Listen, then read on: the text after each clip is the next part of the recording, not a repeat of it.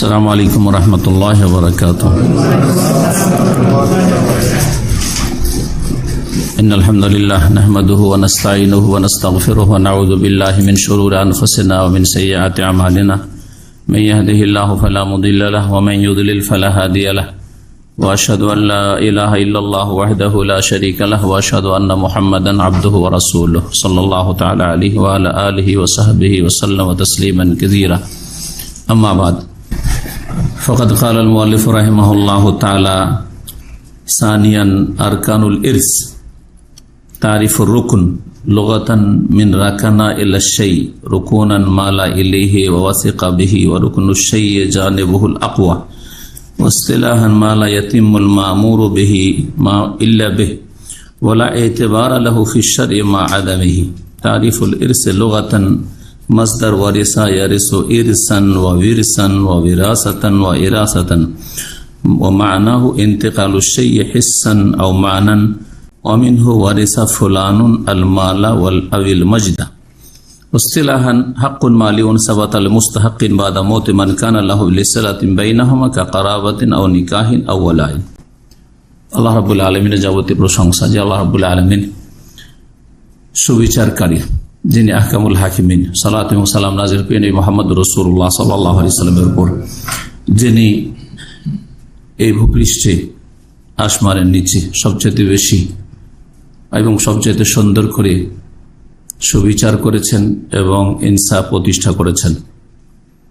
নবী করিম সাল্লাল্লাহু আলাইহি ওয়াসাল্লাম বলেছিলেন একজন খারিজিকে, ওয়াই হাকা মাই আদিল ইল্লাম আদিল, যদি আমি সুবিচার না করতে পারি, ইনসাফ না করতে পারি, এমন কি আছে পৃথিবীতে যে সুবিচার করবে।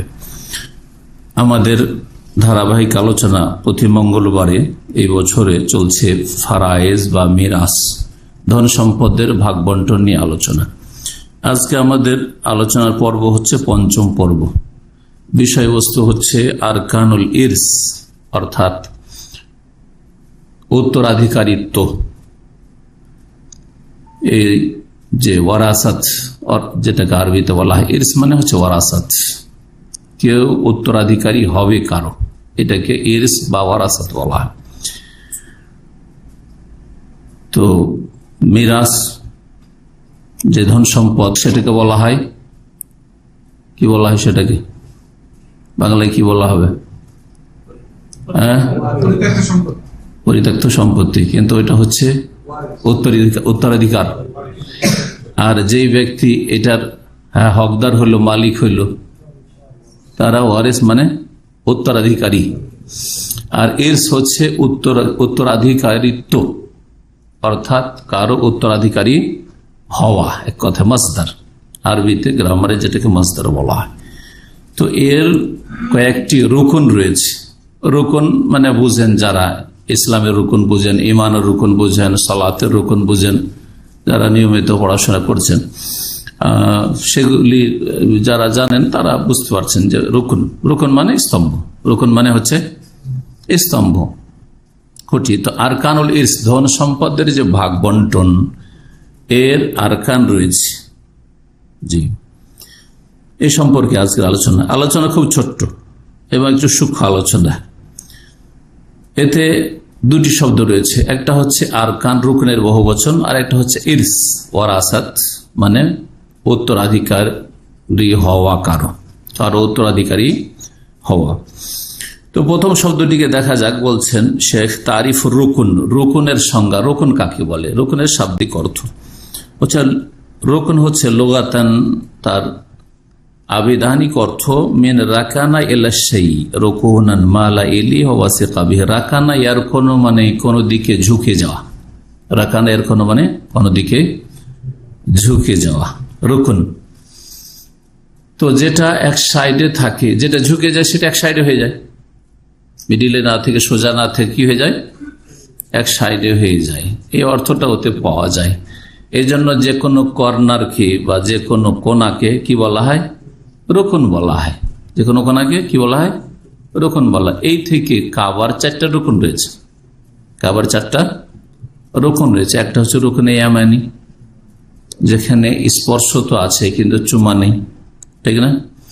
আর একটা হচ্ছে হাজরে আসওয়াদের রুকুন, এই দুটো রুকনকে, রুকনাইনে ইয়ামানিয়াইনে, ইয়ামানের দিকের দুটো রুকন, এই দুটোকে ইয়ামান দেশের দিকে অবস্থিত দুটো কোণা বা দুটো রুকন বলা হয়।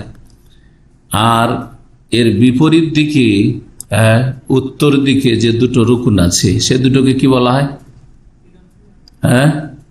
একটা হচ্ছে রুকনে শামী, যেটা উত্তর পশ্চিম দিকে একটু আছে, সেটা হচ্ছে রুকনে শামী মদিনার দিকে। আর একটা হচ্ছে যেটা উত্তর পূর্ব দিকে আছে, সেটার নাম হচ্ছে রুকনে ইরাকি।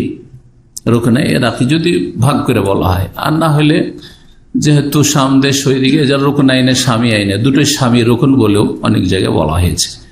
এক কথায় যে কথাটি বলছেন, রুকন মানে হচ্ছে তাহলে এই কাবার ঘরের ক্ষেত্রে কোণা, আর প্রত্যেকটি ঘরের কোণাতে কি থাকে? স্তম্ভ থাকে, খুঁটি থাকে। এখান থেকে রুকন মানে আমরা কি আরকানে ইসলাম মানে ইসলামের খুঁটি বলে থাকি, আরকানে ইমানের খুঁটি বা স্তম্ভ বলে থাকি। জি, তো রাকানা কোথায়? রাকানা এর কোন মানে ঝুঁকে যাওয়া। আর সেখান থেকে এই অর্থগুলি বেরিয়ে আসলো। তো বলছেন যে রুকন শব্দটি রাকানা থেকে, আরবরা বলে রাকানা এলা সেই, কোনো কিছুর দিকে কোনো কিছু ঝুঁকে গেল। রুকুনান মাসদার, মালা এলিহি মানে ঝুঁকে যাওয়া, ওয়াসিকা বিহি, এমনকি কোনো দিকে যদি কেউ হেলান দেয় ওইটাও রাকানা, কারণ হেলান দিতে ঝুঁকতে হয়, হেলান দেওয়ার জন্য কি করতে হয়? ঝুঁকতে হয়। এটা হচ্ছে রাকানা। এই জন্য সূরা ইসরা, সূরা বনী ইসরাঈলের একটি আয়াত রয়েছে, লাকাদ কিদতা তারকানু ইলাইহিম শাইআন কালিলা। নবী করিম সাল্লাল্লাহু আলাইহি সাল্লামকে আল্লাহ সতর্ক করে বলছেন যে, হে নবী, মনে হচ্ছিল যে তুমি কাফেরদের দিকে ঝুঁকেই পড়বে সামান্য। লাকাদ কিদতা তারকানু ইলাইহিম, উপক্রম ছিল যে তুমি ঝুঁকে পড়বে, ইলাইহিম কাফেরদের দিকে, শাইআন কালিলা অল্প হইল, অল্প কিছু ঝুঁকে যাওয়ার তুমি মনস্থ করেছিলে। আল্লাহ বলছেন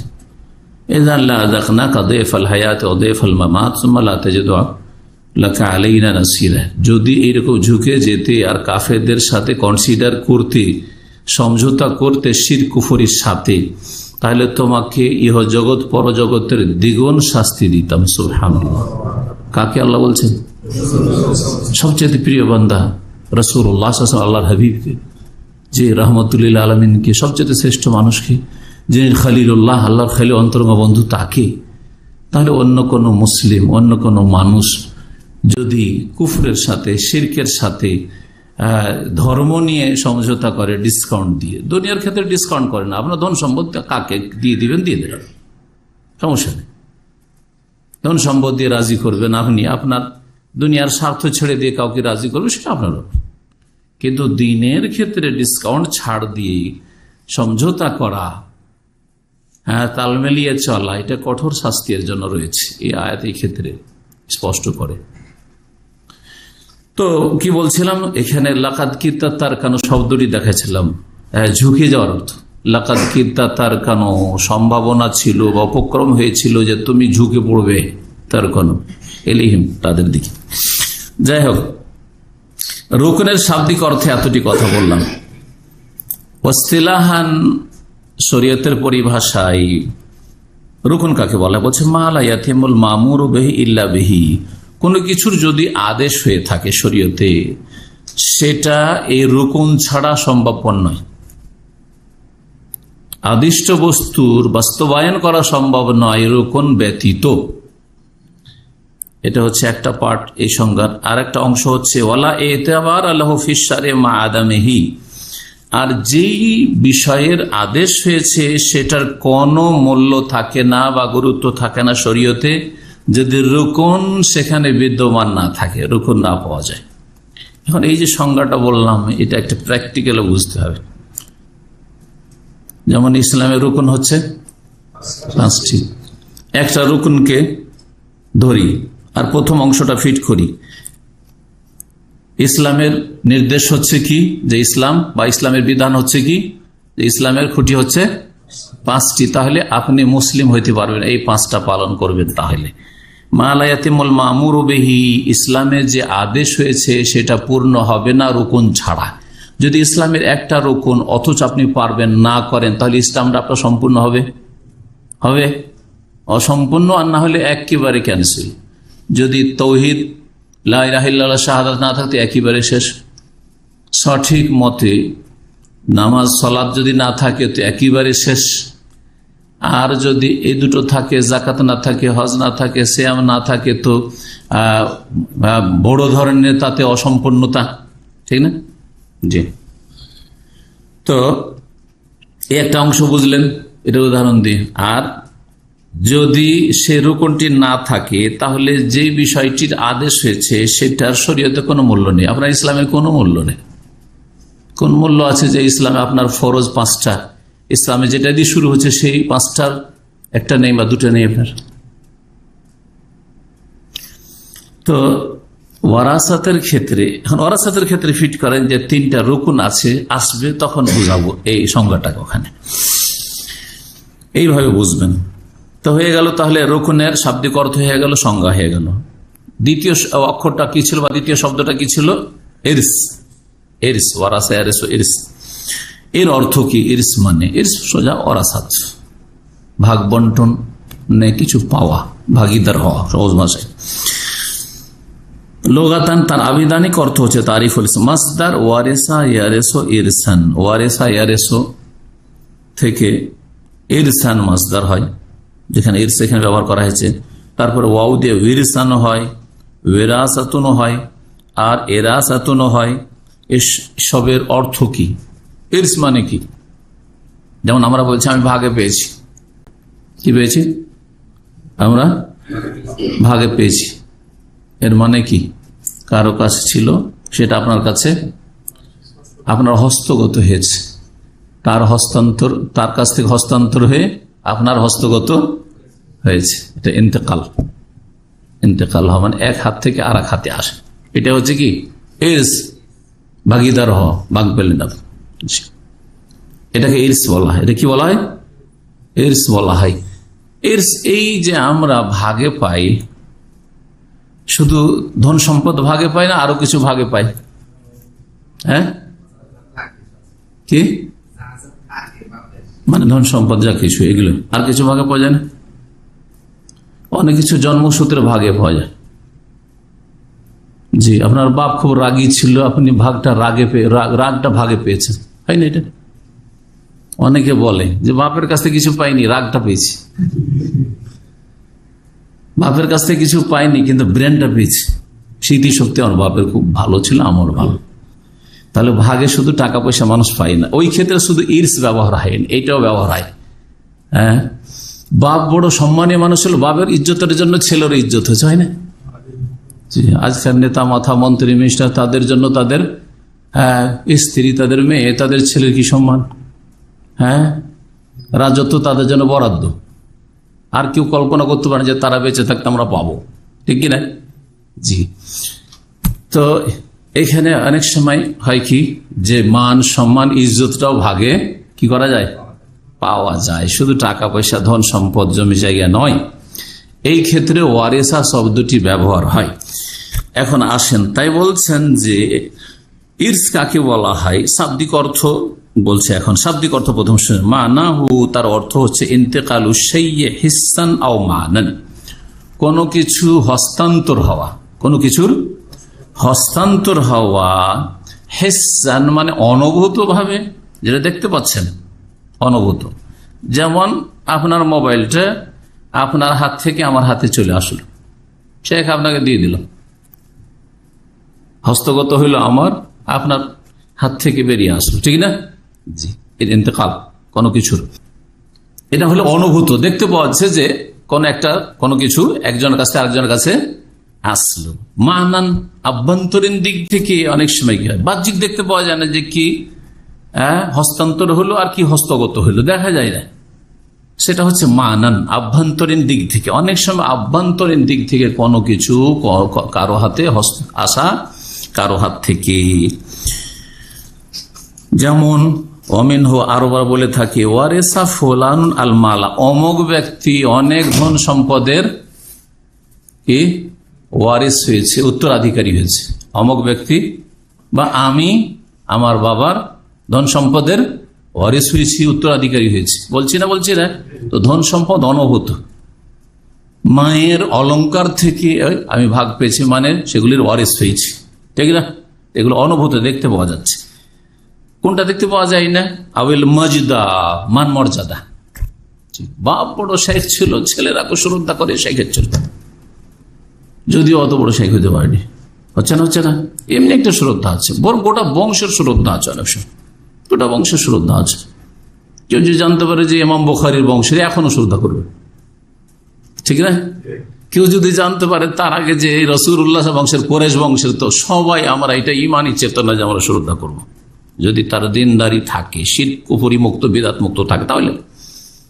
আর যদি ফরজ ওয়াজিব আদায় করে তাহলে। কিন্তু নবীর বংশ হয়ে যদি শিরক বিদআতে লিপ্ত হয়ে যায়, বদ আকীদায় লিপ্ত হয়ে যায়, অথবা নামাজ না পড়ে, তো কোনো মূল্য নেই। নবী সাল্লাল্লাহু আলাইহি ওয়াসাল্লাম বলে দিয়েছেন।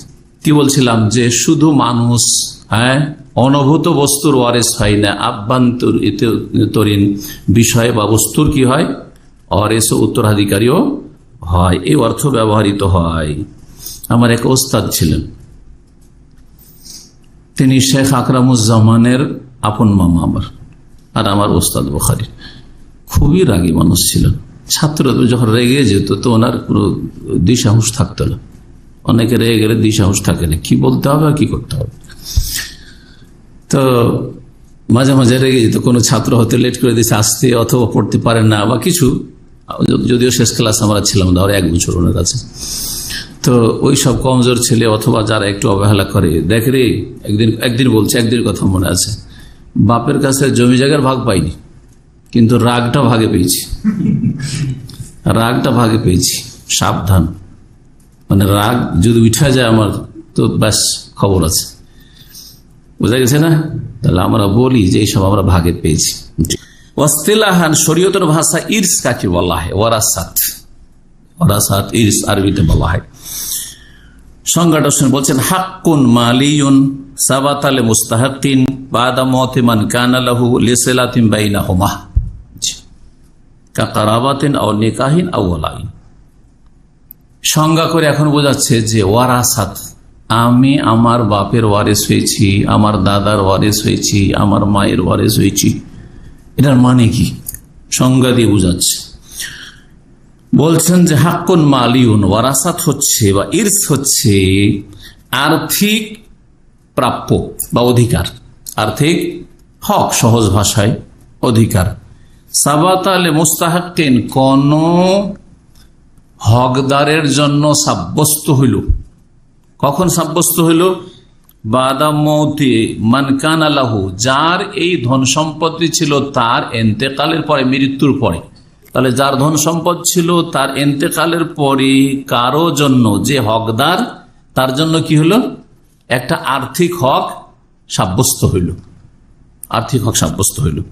কেন আর্থিক হক সাব্যস্ত হইল? আপনার জন্য হইল, আমার জন্য হইল না। বা আমার জন্য হইল কোনো ক্ষেত্রে, আপনার জন্য কেন আর্থিক এই হকটি সাব্যস্ত না? আপনি পাবেন না, আমি কেন পাবো? আছে না নেই?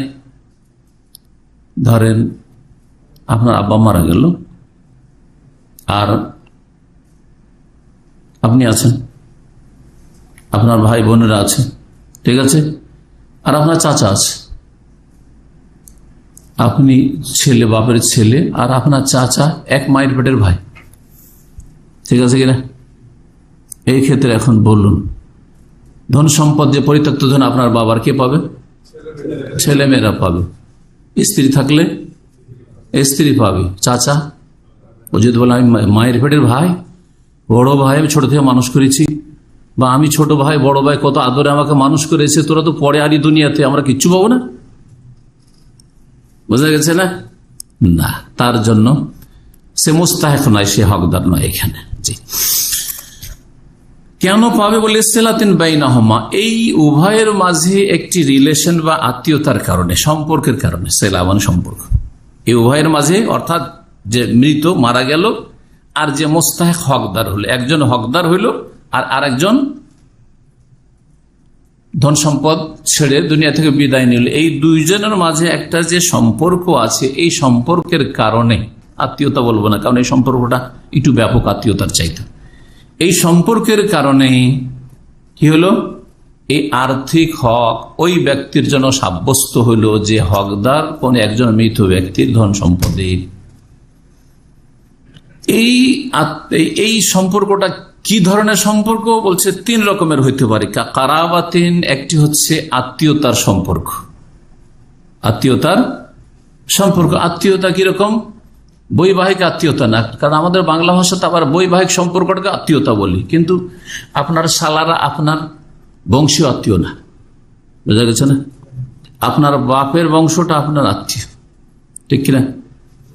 আপনার মায়ের বংশ আত্মীয়, কারণ আপনার মায়ের দিক থেকে রক্তের সম্পর্ক আছে ওই বংশের সাথে। কিন্তু আপনার স্ত্রীর সাথে আপনার কোন রক্তের সম্পর্ক আছে? আছে? যদি আপনার বংশের হয় সেটা আলাদা কথা, কিন্তু অন্য বংশে যদি হয়, আপনার ছেলেরা, হ্যাঁ, ও বলবে যে আমার নানা নানি, সুতরাং ওখানে আমার মায়ের বাবা মা ওরা নানা নানি, সুতরাং রক্তের একটা সম্পর্ক আছে। কিন্তু আপনার সাথে আপনার শ্বশুর বংশের রক্তের সম্পর্ক নাই, ওই সম্পর্ক আলাদা, দ্বিতীয় সম্পর্ক ওটা। তো বলছেন কারাবাতিন, একটা হচ্ছে আত্মীয়তার সম্পর্ক, আর নিকাহীন অথবা বৈবাহিক সম্পর্ক, এই মুসাহারা বা নিকাহ, এই বিবাহ হওয়ার মাধ্যমে শ্বশুর বংশের সাথে আপনার আত্মীয়তা কায়েম হয়েছে, যার ফলেও একজন অপরজনের ধন সম্পদের ওয়ারিস হবে, হকদার হবে। জি, আওয়ালাইন, অথবা এই দুইয়ের কোনটাই সম্পর্ক নেই, বংশ না, নিজের বাপের বংশ না, আর মায়ের বংশ না, আর বৈবাহিক কোনো সম্পর্ক না। আর একটা সম্পর্ক আছে, যে সম্পর্কের কারণে ধন সম্পদের ভাগ পাবেন আপনি, সেটা হচ্ছে আওয়ালাইন। ওয়ালাইন, এটা হচ্ছে ওয়ালাউল আতাকা, আরবিতে এটাকে বলা হয় ওয়ালাউল আতাকা। কিতদাস স্বাধীন করার এহসান করেছে, অনুগ্রহ করেছে, যার ফলে এই মনিবের একটা হক সাব্যস্ত হয়েছে এই কিতদাসের ধন সম্পদে। এই কিতদাস স্বাধীন হওয়ার পরে যদি তার আপন আত্মীয় স্বজন কেউ না থাকে, যারা ধন সম্পদ তার ইন্তেকালের পর নিতে পারবে, তার বংশের কেউ নেই, তার বৈবাহিক সম্পর্কের কেউ নেই, তার স্ত্রী নেই, বা মহিলাকে আজাদ করেছে, মহিলার স্বামী নেই, তাহলে বৈবাহিক সম্পর্কটাও গেল, তাহলে এই ধন সম্পদগুলো নিবে কে নেবে? ওই যে মনিব, যে অনুগ্রহ করে সে দাসত্বের জীবনযাপন করেছিল, স্বাধীন করেছে, সেই ব্যক্তি পেয়ে যাবে। ও আরকানুল ইরসে সালাসা, এখন বলছেন যে ওয়ারাসাতের বা উত্তরাধিকারত্বের রোকন হচ্ছে সালাসা, তিনটি রোকন। তাহলে ওয়ারাসাতের রোকন হচ্ছে 3টি। 1 নম্বর মুয়াররিস।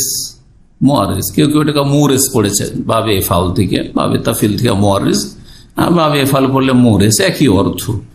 অর্থাৎ এমন ব্যক্তি যে অন্যকে ওয়ারেস, উত্তরাধিকারী বানায়, যেই ব্যক্তি অন্যকে উত্তরাধিকারী বানালো। কে বানাইলো? মৃত, যে মরলো সে বানাইলো, না মরলে তো কেউ বনতে পারতো না, হইতে পারতো না, তাই না? জি হ্যাঁ, মুয়াররিস। দ্বিতীয় হচ্ছে ওয়ারিস, যে উত্তরাধিকারী, হ্যাঁ, যে উত্তরাধিকারী, তাকে কি বলা হয়? ওয়ারিস। জি হ্যাঁ, ওয়ারিস শব্দটি আমাদের বাংলায় ব্যবহার হয় ব্যাপক হারে, নারী পুরুষ, শিক্ষিত অশিক্ষিত সবাই বলে আমরা বাপের ওয়ারিস। হ্যাঁ, জি, ওয়ারিসিন, বিশেষ করে বহু বচন করে ব্যবহার করে, কি বলে? ওয়ারিসিন, ওয়ারিস বহু বচন, ওয়ারিসিন, ওয়ারিস। দ্বিতীয় রুকন হচ্ছে ওয়ারিস। তৃতীয় রুকন হচ্ছে মওরুস, মানে যেই সম্পদের কেউ ওয়ারিস হয়। মওরুস মানে যার ওয়ারিস হওয়া যায়। কার ওয়ারিস হবেন? কোন বস্তুর, সেটা হচ্ছে সম্পদ। সেটা হচ্ছে কি? সম্পদ হয়, সেটা টাকা পয়সার আকারে থাকবে, নয় স্বর্ণ চাঁদের আকারে থাকবে, নয় জমি জায়গার আকারে থাকবে, নয় বাড়িঘরের আকারে থাকবে, হ্যাঁ, এমন কিছুর আকারে থাকবে যেটার কোনো মূল্য আছে, হ্যাঁ, পশু আছে, আর কিছু আছে, ইত্যাদি বিভিন্ন সম্পদ আর কি, মওরুস। ধরেন কিছু না, একটা লাইসেন্স আছে বাপের, ইন্টারন্যাশনাল একটা লাইসেন্স করে রেখেছে, সম্পদ না এটা? হ্যাঁ, শুধু একজন নিতে পারবে, সবার ভাগ আছে। ওটা যদি একটা মূল্য থাকে, মূল্য ধরে যদি বলেন না এটা আমরা কেউ শেয়ারে কাজ করব না, তাহলে ওটা বিক্রি করবে, তাদেরকে একজন কিনে নেবে, আর না হলে অন্য কেউ কিনে নেবে, তারপর ওটা পয়সা করবে। আর না সেটাতে সমান অধিকার সবার থাকবে, যার যেমন অধিকার রয়েছে আর কি। ইরসের বা ওয়ারাসাতের রুকন কয়টি বললেন? ওয়ারাসাতের যে সংজ্ঞা বা রুকনের যে সংজ্ঞা করলাম, রুকনের সংজ্ঞাটাকে ফিট করেন তো এই 3টি বিষয়ের ওপর। রুকন কাকে বলা হয়? যা ছাড়া শরীয়তের আদিষ্ট বস্তু অসম্পূর্ণ থাকে, তিনটার উপর একটা যদি না থাকে তো শরীয়তের যে ভাগ বন্টনের আদেশ রয়েছে বা নির্দেশ বিধান রয়েছে সেটা সম্পূর্ণ হবে কি? মুয়াররিস নেই, মানে যে ধন সম্পদ ছেড়ে মৃতই নেই, তাহলে ভাগ বন্টনের প্রশ্ন উঠে নাকি? উঠে না। মৃত আছে, লোক মারা গেছে, কিন্তু ওয়ারিস নেই, কেউ নেই, তার অপরিচিত ব্যক্তি কেউ নেই, তার খোঁজ খবরই নেই, তার ধন সম্পদ তার ছিল, পকেটে বক্স ছিল, কেউ নেই, তার খোঁজ খবর নেই, কোনো পরিচয় পাওয়া যায় না, তাহলে কাকে ওয়ারিস বানাইবেন আপনি? সমাধান আছে একটা, সেটা হচ্ছে বাইতুল মালে চলে যাবে, মুসলিমদের যে বাইতুল মালে আছে সেটাই চলে যাবে, তারপরে মুসলিমদের স্বার্থে খরচ করা হয়। যদি কোথাও বাইতুল মাল না থাকে তো তার নামে ফিসাবিল্লাহ দান করে দেবো, গরিব মিসকিন গেছে, তাতে আজের সওয়াব পেতে থাকবে। 3 নম্বর হচ্ছে মওরুস, মানে হচ্ছে ধন সম্পদ যেটার ওয়ারিস হবে কেউ, আর কেউ ওয়ারিস বানাবে। মৃত আছে আর মৃতের ওয়ারিসিনও আছে, উত্তরাধিকারীর আছে, কিন্তু ধন সম্পদ নেই, মওরুস নেই, মানে ধন সম্পদ নেই, তো কি ভাগ বন্টন হবে? ফারাইজ হবে? কিসের ফারাইজ করবেন আপনি? এমটি পকেট খালি, মৃতের কিচ্ছু নেই, তার বোঝা গেছে? জি, শরীয়তে তার কোনো মূল্য নেই যদি এই রুকুন না থাকে, মানে এই তিনটের কোন একটা যদি না থাকে তো শরীয়তের কোনো মূল্য নেই। ফল মওরুস ও মুয়াররিস, প্রথম হচ্ছে মুয়াররিস। মুয়াররিস বিসিগাতিল ফাইল, ইসিম ফাইলের সিগা, ওয়াররাসা ইউয়াররিসু তাওরিসান ফাহুয়া মুয়াররিসুন। কে এগুলো সিগা জানে? কেউ জানে কি? কারো জানা আছে? কোন সাহেবের সিগা পড়েছেন? হ্যাঁ, পড়েছিলেন? আপনি পড়েন নাই? হয়েছে তো বলেন না যে কথা এত ঠান্ডা হইল, বলবেন যে পড়েছি। হ্যাঁ, জি হ্যাঁ, পড়েছেন, মোট কথা জিজ্ঞেস করবো না। আচ্ছা, মুয়াররিস মানে যে কি করলো? কাউকে ওয়ারিস বানাইলো। জি হ্যাঁ, সে হচ্ছে কে? বলছে হুয়াল মাইয়িত, সে মাইয়িত, মৃত ব্যক্তি। এই মৃতটা কয়েক রকম হইতে পারে, 3 রকম হইতে পারে বলছেন। তাহকিকান, সত্যি সত্যি মৃত হয়, একবারে দেখছেন সত্যি এই লোকটা মৃত। আর হুকমান, সত্যি সত্যি দেখতে পাচ্ছেন না যে মৃত, কিন্তু সে মৃতর হুকুম গ্রহণ করেছে, বিধান গ্রহণ করেছে, ওকে মৃত বলে ঘোষিত, মৃত বলে সে ঘোষিত, বা ওকে মৃত বলে ঘোষণা করা হয়েছে, হয় না অনেক সময়? উদাহরণ দিলে বুঝবেন, এখন শুধু এমনি ঢুকেছে। আও তাকদিরান, অথবা আনুমানিক ধরে না হয়েছে যে মৃত।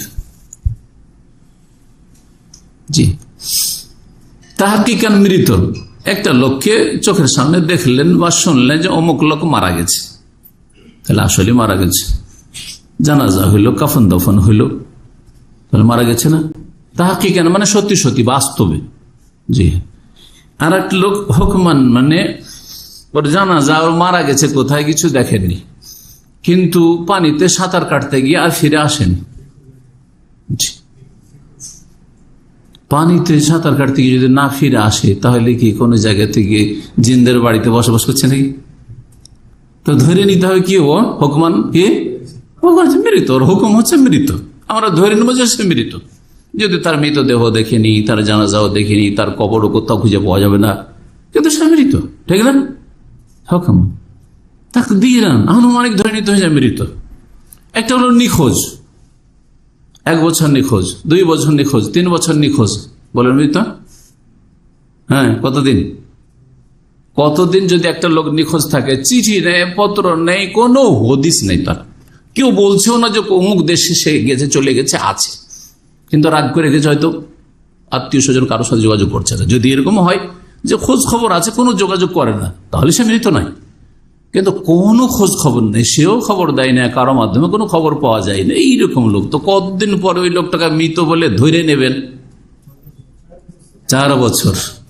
কত বছর পরে? বিবাহিত স্ত্রী কতদিন অপেক্ষা করবে? 4 বছর। 4 মাস না, 4 বছর অপেক্ষা করতে, 4 বছর ওকে সবর করতে হবে। 4 বছর ধরে নিতে হবে আমার স্বামী বেঁচে আছে, কারণ নিখোঁজ, মফকুদ, একে বলা হয় মফকুদ, নিখোঁজ ব্যক্তি।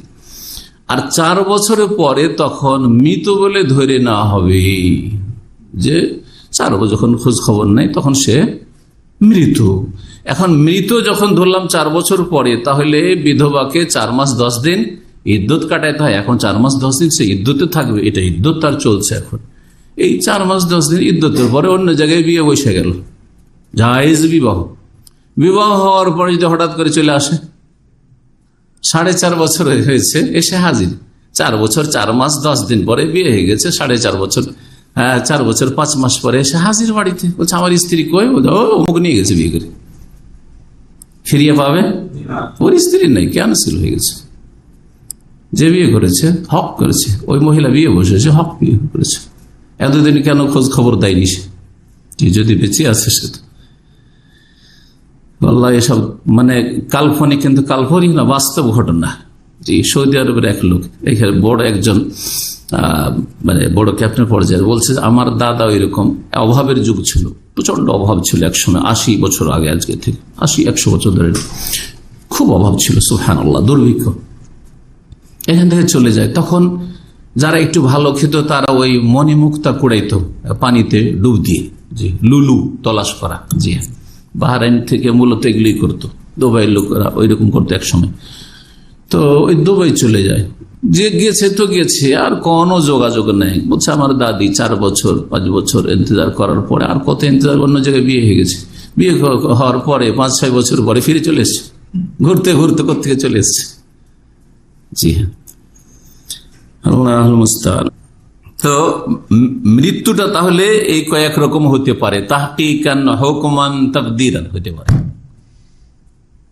এখন ভাগ বন্টনের ক্ষেত্রে আসেন, স্ত্রী বিবাহের কথা বলছিলাম, ভাগ বন্টন 4 বছর নিখোঁজ, আর 4 বছর পরে যখন মৃত ঘোষিত, তারপরে পরে ধন সম্পদগুলি ছেলে মেয়েরা সব ভাগটা করে নিয়ে চলে গেল। করবে না? করবে না? ভাগ করে নিচ্ছে। জি হ্যাঁ, তো মুয়ারিস বলা হয় মাইয়িত, মৃতকে যে ওয়ারিস বানাই। জি, ওয়াতারাকা আমওয়ালান, ধন সম্পদ ছেড়ে গেছে, অথবা হুকুকান লাহু আলা গায়রি, অন্যের কাছে তার কোনো প্রাপ্য ছেড়ে গেছে, পাওনা দাওনা ছেড়ে গেছে। হয়তো তার কাছে গুচ্ছিত ধন সম্পদ নেই, জমিও নেই তার নামে, টাকা পয়সাও নেই তার বাড়িতে বা ব্যাংকে, কিন্তু অমুক জনের কাছে 5 লাখ টাকা পাবে, হতে পারে। দ্বিতীয় রকম ছিল কি? হ্যাঁ, ওয়ারিস। মাশাআল্লাহ, ওয়ারিস। ওয়ারিস কাকে বলবেন? হুয়াল হাইয়্যু, যে জীবন্ত ব্যক্তি, জীবিত ব্যক্তি, ইনদা মওতিল মুআররিসি, মৃত ব্যক্তির ইন্তেকালের সময়, তাহকিকান ও তাকদীরান, যে বেঁচে আছে, তাকে সত্যি সত্যি সে বেঁচে আছে। জীবিত ব্যক্তি কোন সময়? মাইয়িতের ইন্তেকালের সময়, মুআররিসের ইন্তেকালের সময় বেঁচে আছে, তখন কিন্তু বেঁচে আছে। তার আগে মারা গেলে হবে না, 1 মিনিট আগে যদি মারা যায় কিছু পাবে না। জি, যে আগে মারা যাবে তার ধন সম্পদ ভাগ হবে, সত্যি সত্যি বেঁচে আছে। আর না হইলে অনুমান যে বেঁচে আছে, তাকদীরান, যেমন গর্ভে বাচ্চা আছে, এক লোক মারা যাচ্ছে, তার 2টা ছেলে আছে, আর পেটে একটা বাচ্চা আছে, ছেলে নামে আল্লাহু আলাম। জি, তো এখানে ওয়ারিস কে কে? 2টো ছেলে আমরা দেখতে পাচ্ছি, যে ছেলে সন্তান, আর পেটে যেটা আছে সেটা মৌলুদ, হ্যাঁ, যেটা আসতে যাচ্ছে পৃথিবীতে, ছেলে হোক আর মেয়ে হোক। তাহলে অতক্ষণ পর্যন্ত ধন সম্পদ ভাগ বন্টন করে, যতক্ষণ পর্যন্ত এটা ভূমিষ্ঠ না হয়ে যাবে, কারণ জানা নাই যে ছেলে না মেয়ে, ছেলের ভাগ দেবো না মেয়ের ভাগ দেবো, ঠিক কিনা? যে আর জীবিত হয়ে আসবে না মৃত হয়ে আসবে। এই জীবিত ব্যক্তি কার ইন্তেকালের সময়? মুআররিস যে ওয়ারিস বানাচ্ছে তার ইন্তেকালের সময়, সে জীবিত, সত্যি জীবিত, অথবা ধরে নিতে হবে যে সে জীবিত, এইরকম ভাবে জীবিত রয়েছে, এবং যে ওয়ারিস বানাচ্ছে তার সাথে তার সম্পর্ক রয়েছে 3টি উপায়ের একটি উপায়, বা 3টি মাধ্যমের একটি মাধ্যমে। 3টা মাধ্যম একটু আগে আলোচিত হলো। কি মাধ্যম? এই সম্পর্কের আত্মীয়তার মাধ্যম, হ্যাঁ, বৈবাহিক মাধ্যম, হ্যাঁ, অথবা হ্যাঁ দাস মুক্ত করেছে, এই সম্পর্কটা রয়েছে। তাইলে 3 নম্বর রকম ছিল কি? মাউরুস। কি ছিল? মাউরুস। মায়াতরুকুহুল মাইয়িত, বলছেন মায়াতরুকুহুল মাইয়িতু মিম্মালিন, মৃত ব্যক্তি যে ধন সম্পদ ছেড়ে যায়, মানে পরিত্যক্ত ধন, এটাকে মৌরুস বলা হয়, মালে মৌরুস। এই জন্য কি বলা হয়? মালে মৌরুস।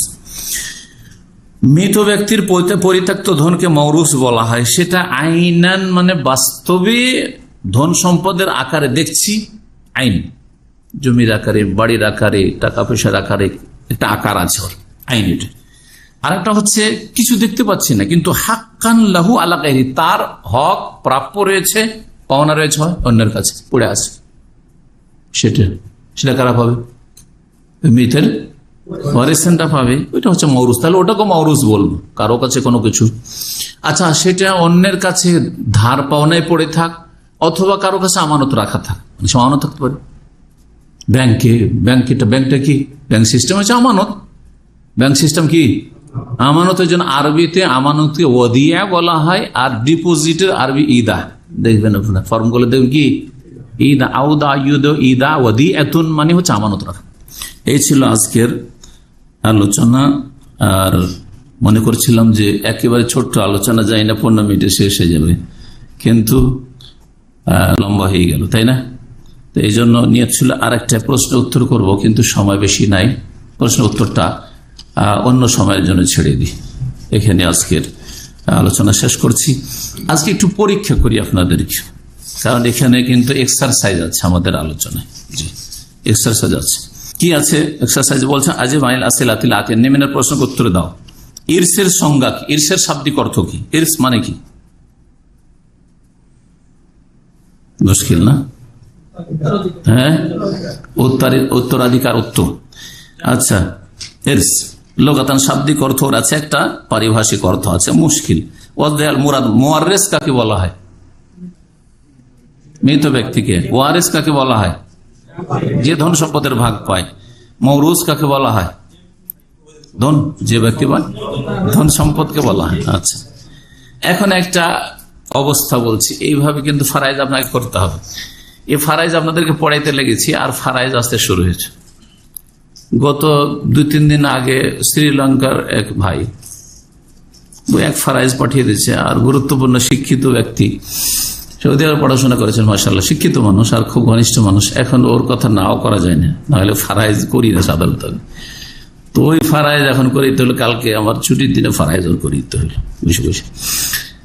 আর আজকে আর এক ফারাইজ এসছে মাগরিব পরে। তো ফারাইজ আপনাদেরকে এখন ফারাইজে যায়নি, কিন্তু আসল ফারাইজে ভাগ বন্টন এখন যায়নি। আমরা ভূমিকাতে মানে প্রাথমিক আলোচনাগুলি যেগুলি, এগুলি বুঝে নিলে ওগুলো বুঝতে সুবিধা।